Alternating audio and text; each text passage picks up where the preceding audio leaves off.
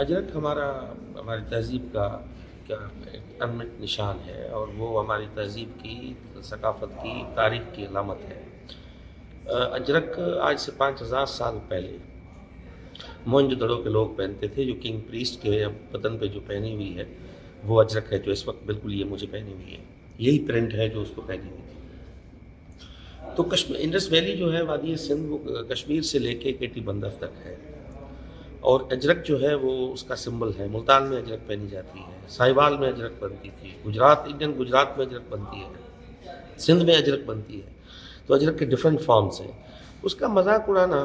اور شہباز گل جیسے ان پڑھ بندے، ان کو پتہ ہی نہیں ہے نہ تاریخ کا نہ تہذیب کا، اس کا مذاق اڑانا، اور چیئرمین بلاول صاحب نے جو ماسک پہنا ہوا تھا اس میں اس قسم کی بات کر کے اس نے وادی سندھ کے پورے لوگوں کا دل دکھایا ہے۔ اس کو پتہ ہی نہیں ہے کہ یہ فقط صوبے کی بات نہیں ہے، یہ جو اجرک ہے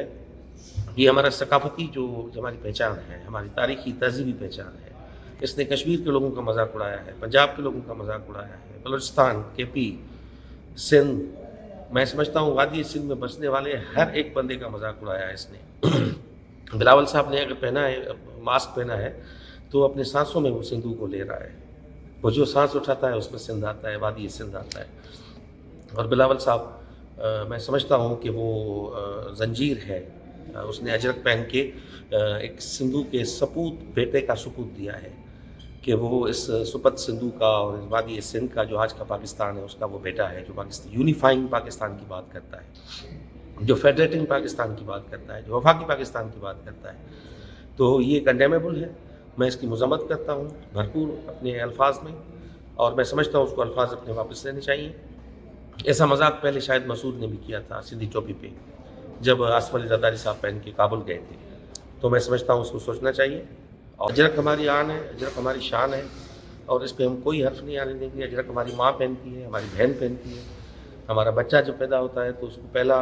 جو کور دیا جاتا ہے وہ اجرک کا دیا جاتا ہے، اور جو ہمارا